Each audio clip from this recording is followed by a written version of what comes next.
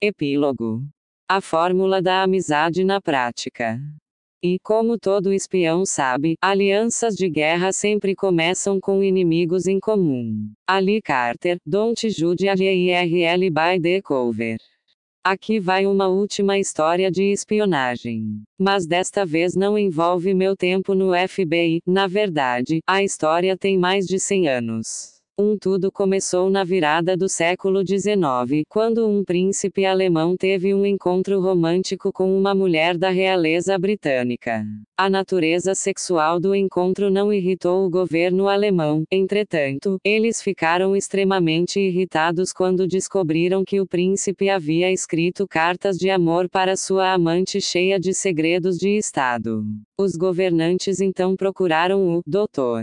Graves, um talentoso espião alemão, e ordenaram que ele trouxesse as cartas de volta.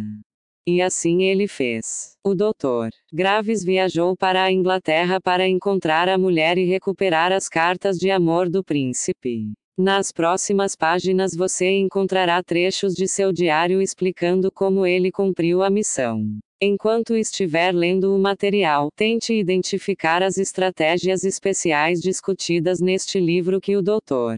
Graves utilizou com sucesso para recuperar as cartas. Eu me hospedei inicialmente no Hotel Russell Square, pouco tempo depois me transferi para o luxuoso Langham. Comecei a fazer as primeiras investigações superficiais. Comprei todos os jornais da sociedade, os quais li de ponta a ponta, e depois cuidadosamente comecei a aprofundar os questionamentos que elucidariam o caso no qual Milady era a figura central. De conhecidos que fiz no hotel, dos repórteres da sociedade nos jornais, comecei a juntar pequenos fragmentos de informação. Felizmente, era alta temporada em Londres e todos estavam chegando na cidade. Logo descobri quem eram os amigos íntimos de Milady e onde se encontravam.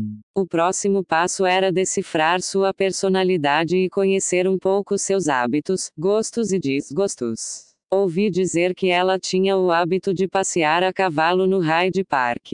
Todos os dias passei a trilhar por 2 horas o caminho de cascalho no parque. Minha paciência foi recompensada na quinta manhã, pois a vi galopando com um grupo de amigos. Na manhã seguinte eu estava no caminho de cascalho na mesma hora. Finalmente, ela apareceu galopando junto com o mesmo grupo, e após terem quase saído de vista, comecei a galopar atrás deles. Descobri onde deixavam os cavalos, e, após terem desmontado, entrei no estábulo e fiz algumas perguntas. Descobri que eles sempre saíam na mesma hora. A partir de então, cultivei o hábito de cruzar com Milady no caminho de cascalho dia após dia. Vanglorio-me de poucas coisas, mas minha habilidade com os cavalos é uma delas. Já cavalguei muitos cavalos selvagens na Austrália. Também aprendi um truque ou dois, entre meus amigos tuaregues, que exibi para Milady em várias ocasiões. Eu não esperava ser apresentado, queria apenas atrair atenção e familiarizar o grupo dela com minha aparência, aplicando um dos pontos básicos da psicologia humana. Empreguei a teoria da atração subconsciente de um rosto visto muitas vezes, porém ainda desconhecido. Logo constatei que Milady e seus amigos seguiam todos os caprichos da sociedade londrina.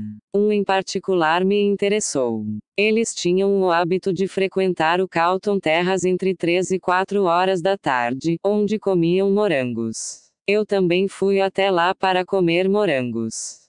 O Carlton Terrace na temporada de morangos é um lugar animado cheio da nata da sociedade. Essa afluência de gente bonita e rica, marcada com seu ar de distinção cuidadosamente abandonada em favor do prazer, e um infinito murmúrio de gracejos e galhofas de mesa em mesa, é realmente um interessante estudo sobre o lado mais suave da vida. É um lugar com um magnífico terraço coberto de vidro de frente ao Tâmisa, com seus cenários em constante mudança onde navegam as balsas e os grandes rebocadores. No Carlton Terrace se paga bem pelo requinte à mesa. Cortejando a garçonete, consegui um lugar muito cobiçado perto da mesa reservada a Milady e seu grupo. Sempre tive o cuidado de adiar minha entrada até que Milady já estivesse no terraço, então, entrava sozinho, tomava meu lugar e mostrava um desejo de permanecer desacompanhado. Eles possuem um jeito muito interessante de servir os morangos no Carlton. Um ramo com 10 a 12 suculentos morangos é trazido num pote de prata. É o cúmulo do luxo. Você apanha os morangos frescos do ramo em sua mesa, o Carlton fornece o creme, e você paga meio soberano $2,50 por um prato de morangos. Um prato é suficiente para a maioria dos clientes. Todas as tardes eu pedia 5. Dia após dia, gastava $2,50 $12,50 do dinheiro fornecido pelo Duque de Mecklenburg-Schwerin, sempre passando meio soberano de gorjeta para a garçonete, totalizando 3 soberanos na minha conta diária com os morangos, $15. Por cerca de 10 dias, fiz isso sempre no mesmo horário, sempre tendo o cuidado de entrar após a chegada de Milady e seu grupo, sempre pedindo o mesmo número de porções, sempre dando a mesma gorjeta. Não demorou até eu começar a ser observado. Logo percebi que não apenas os clientes, mas também os donos do terras estavam se tornando interessados em minha excentricidade. Num dia, ouvi alguém dizer: "Lá vem o fanático dos morangos." Eu já estava satisfeito. Sabia que seria mais fácil agora entrar para o grupo de Milady. Fui marcado como alguém fora do comum no restaurante que das 3 às 4 da tarde naquela época do ano era o mais famoso de Londres. Agora, uma mulher como Milady não flertou. Mas se você olhar para ela sob condições favoráveis, como em minha façanha com os morangos, ela irá olhar de volta. Vocês dois sorriem discretamente e não voltam mais a olhar um para o outro pelo resto da tarde. Isso não é flerte. Digamos que é um interesse psicológico. Continuei meu festival do morango, e num certo dia um gerente do Carlton Terras me disse que as pessoas estavam perguntando sobre mim. Vários homens queriam saber quem eu era. Após perguntar, ele me disse que um desses homens fazia parte do grupo de Milady. Foi fácil somar 2 mais 2. Obviamente era ela quem queria saber. Enquanto isso, eu havia enviado várias comunicações para o Duque, insistindo que pressionasse seu sobrinho e que o mantivesse longe de Londres, nem ao menos permitindo, sob pena de bloquear seu dinheiro, que escrevesse para Milady até que o Duque desse sua permissão. Nesse ponto, Londres já estava cheia, e a temporada estava em seu auge. Frequentei os teatros, desde o Drury Lane até o Empire, e visitei os clubes. Encontrei homens que já eram meus conhecidos, além de 2 ou 3 sujeitos de quem fui muito íntimo, em uma ou outra ocasião, em expedições de caça e locais de veraneio. Pedi que me apresentassem a diferentes grupos. Manobras habilidosas me garantiram convites para chás da tarde e refeições no mesmo grupo frequentado por Milady. Fui apresentado a ela numa recepção vespertina. Uma típica inglesa de classe. Não era particularmente bela, mas possuía toda a clareza de pele e olhos e uma saúde forte e enérgica, que é o traço hereditário das filhas de Albion. Alta, esbelta e forte, de hábitos e educação livres e independentes, ela era a direta antítese da habitual mulher germânica. Imagino que essa era a provável razão do encantamento do jovem duque.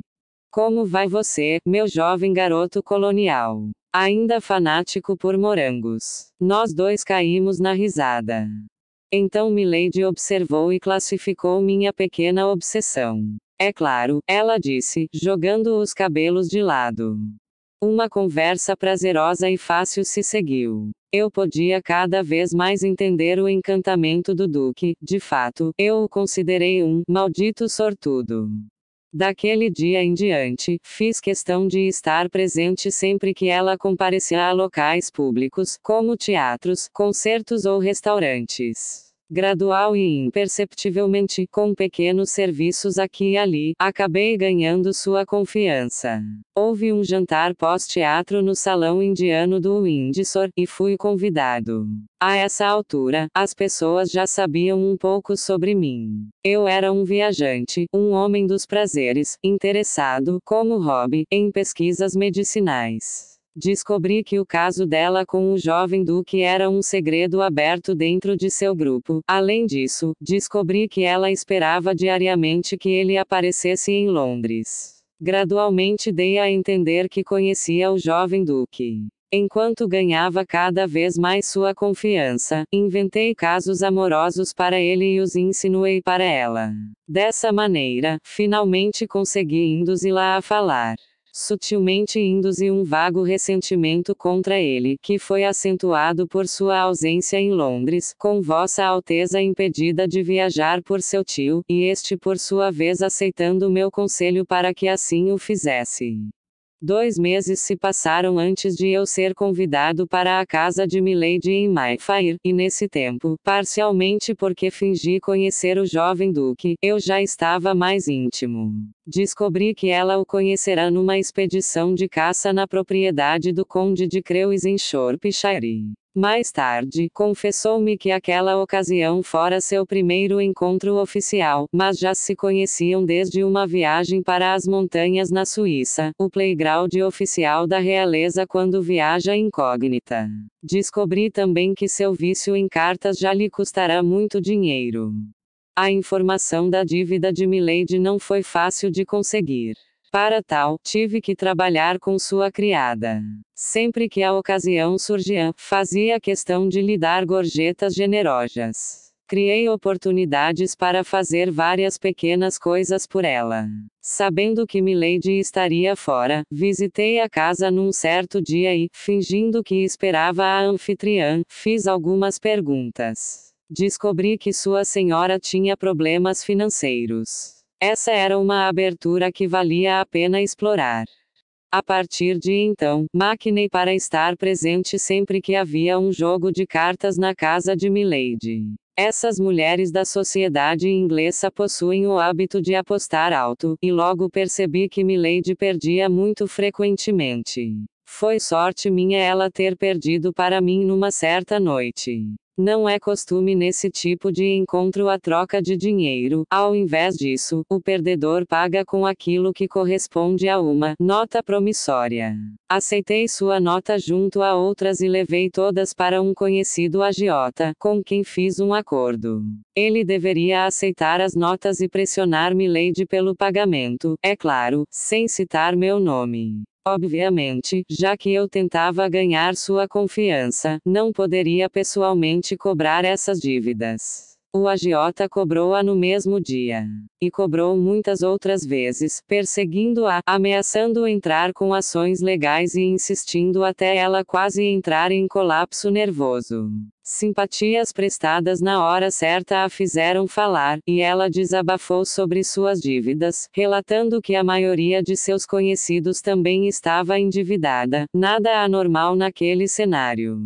Essa era uma chance oportuna para Milady receber algum benefício material. Conversamos seriamente sobre seus casos amorosos. Descobri que eram muito complexos. Discutimos sobre o jovem duque. Eu gradualmente a persuadi de que não havia esperança para um casamento legítimo com a casa dos Mecklenburg-Schwerin, mas, por causa de sua associação com o jovem duque e o fato de que esteve prometida a ele, seria direito que o ducado lhe fornecesse algum meio de assistência.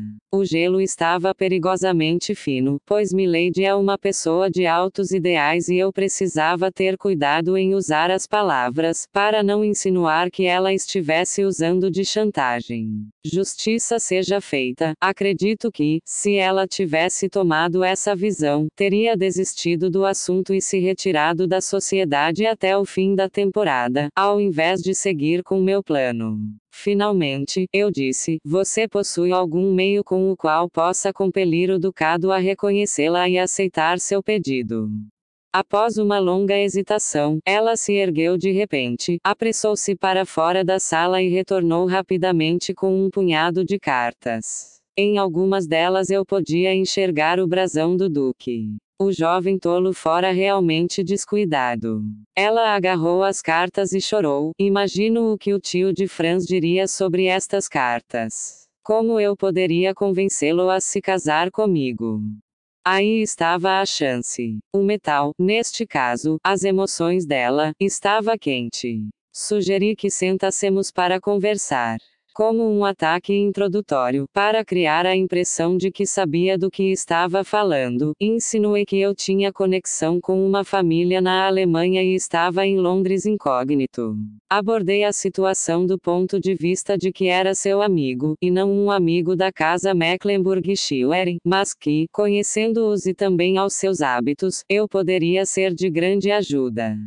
É uma pena, eu a consolei, mas você não possui chance alguma de uma aliança legítima, até mesmo morganática, com o jovem duque. Considero a atitude deles em relação a você muito injusta. Considerando seu acordo com ele, você certamente tem direito a uma compensação adequada da família.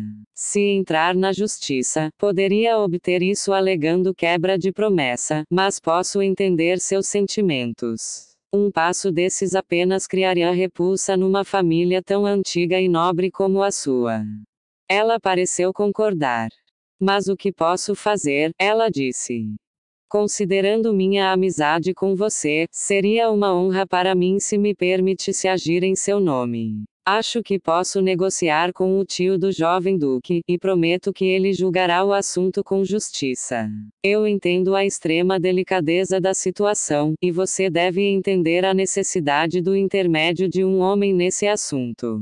Ela sacudiu a cabeça e bateu nas cartas com nervosismo. Não. Isso é intolerável, ela disse. Não é uma opção. Percebi que precisaria de um argumento mais forte. Então inventei a mentira mais engenhosa que já pensei. Em cerca de 5 minutos descrevi o jovem duque de tal maneira que as aventuras de Dom Juan pareciam santas em comparação às escapadas da Alteza Ducal. Pense um pouco, eu disse. Ele deveria estar aqui com você durante a alta temporada. Mas não apareceu. Você mesma me contou que ele nem ao menos respondeu às suas cartas. Bem, isso diz tudo, milady. Ele e sua família merecem toda a punição que você puder infligir. A ideia da punição agradou. O orgulho ferido de uma mulher, principalmente de mulheres inglesas, é uma coisa terrível. Logo depois disso, apressei-me para ir embora. Em meu hotel, escrevi 2 cartas para mim mesmo e assinei com o nome do duque. Nessas cartas, ofereci para pagar as dívidas de milady. As cartas eram endereçadas a mim e, após deixar passar um tempo razoável, novamente fui até Mayfair e as li para milady. Ela agora estava fria e endurecida, e me deu permissão total para seguir em frente e fazer os arranjos que julgasse necessário. Então fui até o banco do Duque em Londres e notifiquei que precisaria de 15.000 libras. Em 4 dias eu já tinha o dinheiro. O resto da transação correu sem problemas. Ela me entregou todas as cartas e documentos e eu lhe repassei as 15.000 libras. Hoje sei que milady viaja extensivamente de uma maneira muito confortável com a compensação anual paga pelo velho duque. Não sei se ela ainda frequenta o Carlton Terrace para comer morangos, mas me vanglorio de que sua atual boa fortuna se deve parcialmente ao fato de que ela frequentou o lugar no passado. Como o Dr. Graves cumpriu sua missão. Ao ler o diário do Dr. Graves, é realmente impressionante entender que esse homem estava um século à frente do seu tempo ao usar análise comportamental e técnicas psicológicas para alcançar seus objetivos. Se você reler a parte do capítulo 1 que detalha como a fórmula da amizade foi usada para seduzir o gaivota a atrair seu país e se tornar espião para os Estados Unidos, vai se surpreender com os paralelos entre as estratégias empregadas pelo FBI e pelo Dr. Graves em seu trabalho. Considere. Nos dois casos, o plano para recrutar os alvos foi cuidadosamente coreografado e executado num período extenso de tempo. Os dois agentes usaram as técnicas apresentadas neste livro para predispor seus alvos a gostarem previamente deles antes do primeiro encontro. 2. O Dr. Graves, assim como o agente Charles do FBI, usou a fórmula da amizade para estabelecer uma relação com a mulher britânica. Primeiro eles estabeleceram proximidade com os alvos, seguido de um aumento na frequência e duração, e gradualmente introduziram intensidade, iscas de curiosidade e dicas não verbais cada vez mais intensas. 3. Nos dois casos, o princípio da proximidade foi usado para estabelecer contato não ameaçador entre o agente e o alvo. Capítulo 1. No caso do Gaivota, o agente do FBI se esforçou para se colocar em lugares públicos onde o Gaivota caminhava e ficaria ciente de sua presença. No caso do Dr. Graves, ele fez a mesma coisa ao estabelecer proximidade com seu alvo na trilha de cavalos e ao se sentar numa mesa perto de onde ela rotineiramente sentava no restaurante. 4. Nos dois casos, os princípios da frequência e duração também foram utilizados. Com o Gaivota, o agente do FBI se posicionou em seu caminho de um jeito que aumentava o número de encontros, frequência, onde o diplomata estrangeiro o via, e acrescentou duração ao segui-lo para dentro do mercado, estendendo o tempo de contato entre os dois. Com a mulher britânica, o Dr. Graves aumentou a frequência de vezes que passava por ela na trilha do parque e dos encontros no restaurante. Ele até mencionou o poder da frequência quando escreveu: "Empreguei a teoria da atração subconsciente de um rosto visto muitas vezes, porém ainda desconhecido. Para conquistar a duração, ele estendeu o tempo de contato aparecendo perto da mulher em outros lugares públicos, como o teatro e concertos. Quando mais tempo você passar com as pessoas, duração, mais será capaz de influenciar o processo de decisão e os padrões de pensamento dela." 5. Nos dois casos, a intensidade foi alcançada através do uso de dicas não verbais e iscas de curiosidade. A constante presença de um estranho perto do Gaivota e da mulher britânica aguçou a curiosidade deles. No caso do Dr. Graves, o Teatro do Morango serviu como isca. Que tipo de homem pede 5 porções de morangos de uma vez e entrega gorjetas tão generosas? Quem era essa pessoa? O que ele queria? A curiosidade motivou tanto o Gaivota quanto a mulher britânica para se esforçarem a descobrir quem eram Charles, o agente do FBI, e o Dr. Graves, o espião alemão, e o que queriam. Este comentou: "Mas se você olhar para ela sob condições favoráveis, como em minha façanha com os morangos, intensidade aumentada, ela irá olhar de volta. Vê vocês dois sorriem discretamente e não voltam mais a olhar um para o outro pelo resto da tarde." Quando o Dr. Graves encontrou a mulher pela primeira vez, ela jogou os cabelos para o lado, um sinal de amizade que indicou que ele havia estabelecido um nível de conexão antes de trocarem qualquer palavra. Tanto Charles quanto Graves possuíam confiança nesses princípios psicológicos e deram tempo para que funcionasse. Eles não apressaram o desenvolvimento da relação. Em vez disso, deixaram que ela crescesse naturalmente com o tempo, assim como acontece com as relações normais. 6. Nos dois casos, os espiões usaram sinais amistosos para se mostrarem amigáveis. Capítulo 1. Prevenindo assim que seus alvos ativassem os escudos no primeiro encontro. O agente do FBI não abordou o Gaivota até ele se sentir confortável com sua presença. O Dr. Graves se sentou sozinho no restaurante e mostrou que não queria a companhia de ninguém, dando a ilusão de que não era uma ameaça. Ele também se certificou de ser notado ao entrar no restaurante quando a mulher britânica já havia chegado. 7. Nos dois casos, as informações sobre os alvos foram adquiridas com diferentes fontes. No caso do Gaivota, o agente recebeu informações dos analistas do FBI. No caso do Dr. Graves, ele leu jornais locais, falou com repórteres e, mais tarde, com os cavalariços no estábulo para obter informações. Nos dois casos, informações vitais foram discretamente levantadas para descobrir as coisas que motivavam os alvos, para avaliar suas personalidades e descobrir coisas que pudessem ser usadas para estabelecer interesses em comum. O Dr. Graves usou técnicas de investigação indireta, capítulo 6, para obter informações sensíveis sobre o alvo sem alertar as fontes de que estavam fornecendo essas informações. 8. O Dr. Graves frequentou o Calton Terrace não apenas para ficar perto de seu alvo, mas também para estabelecer algo em comum ao pedir morangos todos os dias, assim como fazia seu alvo. 9. Ele tirou vantagem do princípio psicológico da atribuição equivocada, capítulo 4, para predispor a mulher britânica a gostar dele. Cavalgar, assim como outros exercícios, libera endorfina, o que faz as pessoas se sentirem bem sobre si mesmas. Se não houver razão aparente para essa sensação boa, elas tendem a atribuir o bem-estar às pessoas próximas. De acordo com a regra de ouro da amizade, se você quiser que alguém goste de você, faça com que essa pessoa se sinta bem consigo mesma.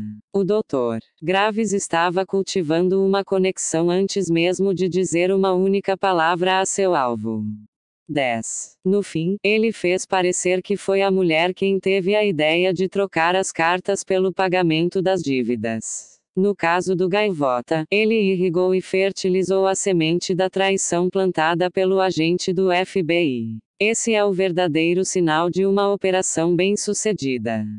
As duas histórias de espionagem, separadas por um século, nos lembram que a natureza humana é uma constante, e que é possível fazer amigos se você estiver disposto a usar as ferramentas apresentadas neste livro para se tornar, automaticamente, uma pessoa com quem vale a pena estar.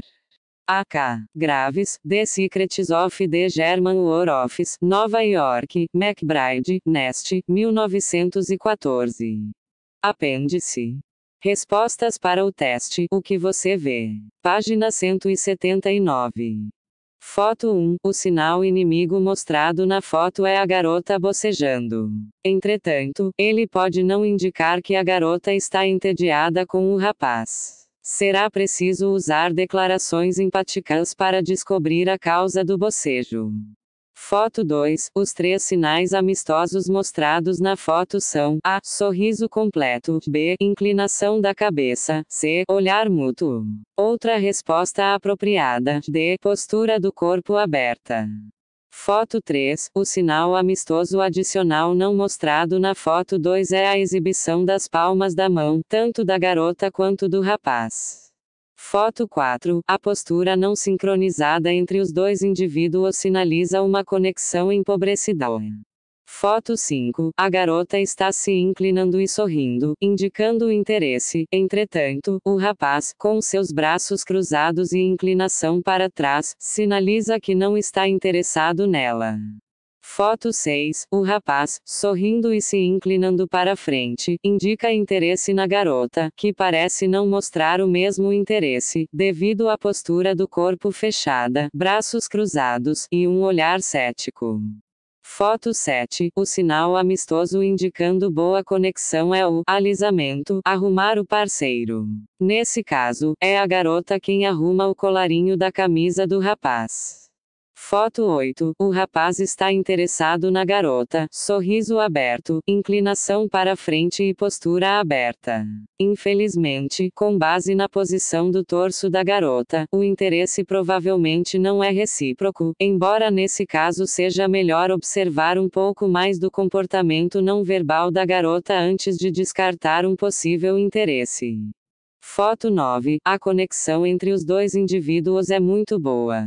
Isso pode ser visto no A. Entusiasmo compartilhado. B. Posição do torso, inclinação para frente e postura aberta. C. Gestos expressivos, incluindo sinal de joia. D. Contato visual prolongado. E sorrisos.